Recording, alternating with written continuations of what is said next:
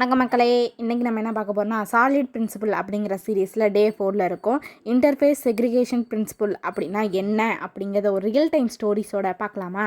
Welcome back to solid principle series.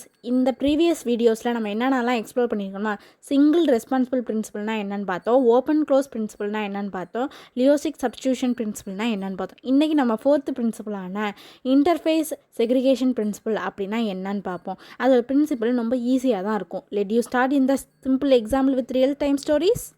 இப்போ நீங்கள் ஒரு கம்பெனி ஆஃபீஸை இமேஜினேஷன் பண்ணிக்கோங்க. மேனேஜர் என்ன சொல்கிறாங்கன்னா சிங்கிள் ப்ராஜெக்ட்டுக்கு ஒரு கான்ட்ராக்ட் வந்து எல்லா எம்ப்ளாயீஸ்க்கும் கொடுக்குறாங்க. கான்ட்ராக்டில் என்னென்ன சொல்கிறாங்க அப்படின்னா எல்லா எம்ப்ளாயும் ரைட்டிங் த ரிப்போர்ட் எழுத தெரிஞ்சிருக்கணும், மீட்டிங் அட்டன் பண்ண தெரியணும், ரிப்பேரிங் த சிஸ்டம் பண்ணதுன்னு, க்ளீனிங் த ஆஃபீஸ் பண்ணணும் அப்படின்னு ஃபஸ்ட்டு கிளான்ஸில் நீங்கள் பார்க்குறது எல்லாம் ஓகே அப்படிங்கிற மாதிரி சொல்லுவீங்க.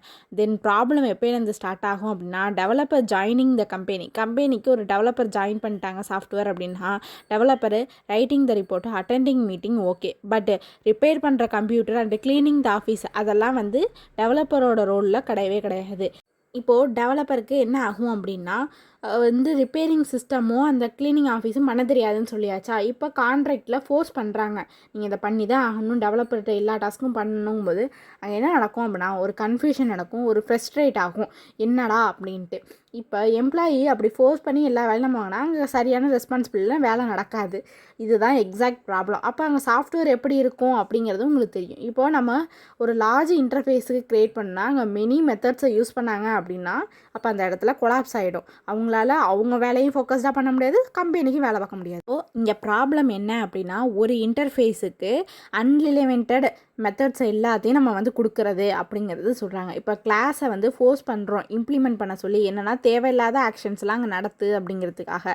அப்போ அங்கே என்ன ப்ராப்ளமாக க்ரியேட் ஆகும் அப்படின்னா அன்னெசரி கோடு வரும், கன்ஃபியூஷன் டிசைன்ஸாக இருக்கும், ஹார்ட் மெயின்டெனபிலிட்டியாக இருக்கும், இன்க்ரீஸிங் பக்ஸ் அதிகமாக இருக்கும். இந்த ப்ராப்ளம்ஸை சார்ட் அவுட் பண்ணுறதுக்கு தான் இன்டர்ஃபேஸ் செக்ரிகேஷன் பிரின்சிபல் அப்படிங்கிற பிரின்சிபலை யூஸ் பண்ணி நம்ம சால்வ் பண்ணுறோம். அதுக்கான சொல்யூஷன் என்னங்கிறத இப்போ பார்க்கலாம். இப்போ கம்பெனி அதை புரிஞ்சுக்குது. இப்போ என்ன பண்ணுறாங்கன்னா ஒரு மேனேஜரை அசைன் பண்ணுறாங்கன்னு நினச்சிக்கோங்க.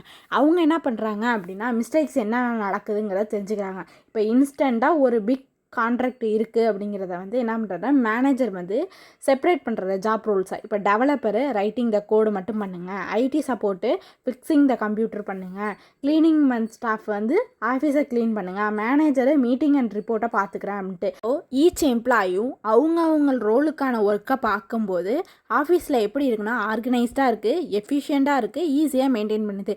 இதே மாதிரி தான் எக்ஸாக்டாக எப்படி ஒர்க் ஆகுது அப்படின்னா இன்டர்ஃபேஸ் செக்ரிகேஷன் பிரின்சிபலும் ஒர்க் ஆகுது சாஃப்ட்வேர்லன்னு சொல்கிறாங்க. நெக்ஸ்ட்டு சாஃப்ட்வேரோட எப்படி அதை கனெக்ட் பண்ணுறது அப்படிங்கிறத பார்க்கலாம். இன்ஸ்டண்ட்டாக இப்போ நம்ம க்ரியேட் பண்ணுற ஒரு லார்ஜ் இன்டர்ஃபேஸை க்ரியேட் பண்ணுறோம், அங்கே ஸ்மாலாக அண்ட் ஃபோக்கஸ்டு இன்டர்ஃபேஸ் அப்படிங்கிறத நம்ம க்ரியேட் பண்ணிக்கிறோம். ஈச் கிளாஸும் எப்படி இம்ப்ளிமெண்ட் ஆகுது அப்படின்னா அதோட தேவை என்னங்கிறத பார்த்துட்டு அதை மட்டும் இம்ப்ளிமெண்ட் பண்ணிக்கிறோம். இந்த பிக்சரை பார்த்தா உங்களுக்கு இன்னும் பெட்டர் அண்டர்ஸ்டாண்டிங் கிடைக்கும். செப்பரேட் ரோலு பெட்டர் சிஸ்டம் அப்படின்னு சொல்லியிருக்காங்க. இப்போ டெவலப்பரோட ஒர்க்கை மட்டும் பார்த்து கோட் அடிக்கிற வேலையை மட்டும் பார்த்தாங்கன்னா அங்கே அவங்களோட வேலை சார்ட் அவுட் ஆகிடுது. மேனேஜரு மீட்டிங் அண்ட் ரிப்போர்ட்ஸ் அந்த ஒர்க்கெல்லாம் அவர் பார்த்துக்கிட்டாருன்னா அவங்களோட வேலை அங்கே சார்ட் அவுட் ஆகிடுது. ஐடி சப்போர்ட்டரில் வந்து என்ன ரிப்பேர் ஏதாவது ஆயிருக்கா, இல்லை அவங்க ஏதாவது ஐடி ரிலேட்டட் சப்போர்ட்டர் ஏதாவது இது வேணும் அப்படின்னா டெக்னிக்கல் இஷ்யூஸ் அந்த மாதிரியான விஷயங்களுக்கு அவங்க சப்போர்ட் பண்ணுறாங்க.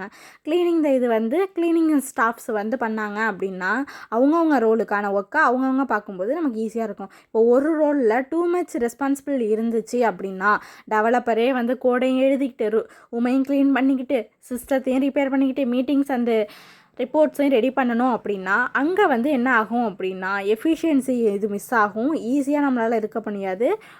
ஒரு மேனேஜர்னால ஓரளவு தான் வந்து ஃபோக்கஸ்டாக இருக்க முடியும். மல்டி டாஸ்கிங் அப்படிங்கிறதுக்கு வந்து அதுக்கு தான் நம்ம என்னதை யூஸ் பண்ணுறோம் அப்படின்னா சிஸ்டம் அப்படிங்கிறத நம்ம யூஸ் பண்ணுறோம். அது ஹியூமனால் பண்ண முடியலை அப்படிங்கிறதுக்காக தான்.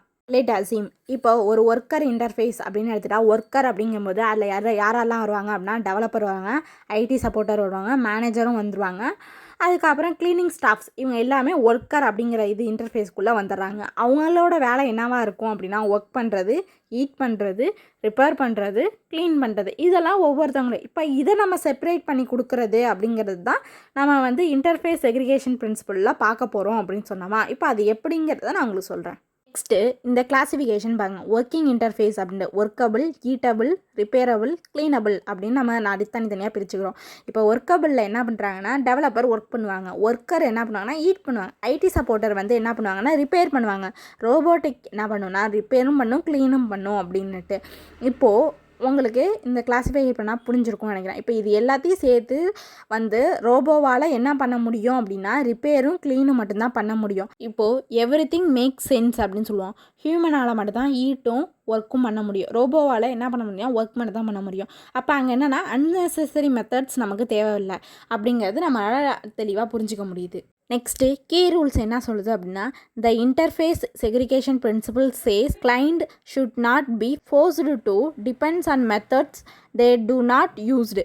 சிம்பிளாக சொல்லணும் அப்படின்னா ஸ்மால் இன்டர்ஃபேஸாக இருக்கும், ஸ்பெசிஃபிக் ரெஸ்பான்சிபிலிட்டியாக இருக்கும், ஃப்ளெக்சிபிள் சிஸ்டம் டிசைன்டாக இருக்கும். High level modules should not depend on low level மாடல்ஸாக இருக்கும், போத் ஷுட் டிபெண்ட்ஸ் ஆன் அப்ஸ்ட்ராக்ஷனாக இருக்கும் அப்படின்னு சொல்கிறாங்க. இப்போது நான் சிம்பிளாக இதை சொல்லிடுறேனே, do not focused class to implement unnecessary modules அப்படிங்கிறது தான் இது இப்போலாம் சொல்லணும் அப்படின்னா. இப்போ நெக்ஸ்ட் நம்ம வீடியோவில் என்ன பண்ண போகிறோம் அப்படின்னா ஃபைனல் சாலிட் பிரின்சிபலுக்கு வந்தாச்சு. டிபெண்டன்சி இன்வெர்சிபிள் பிரின்சிபல்னால் என்னன்னு பார்ப்போம். See you in the next video. Thank you for watching.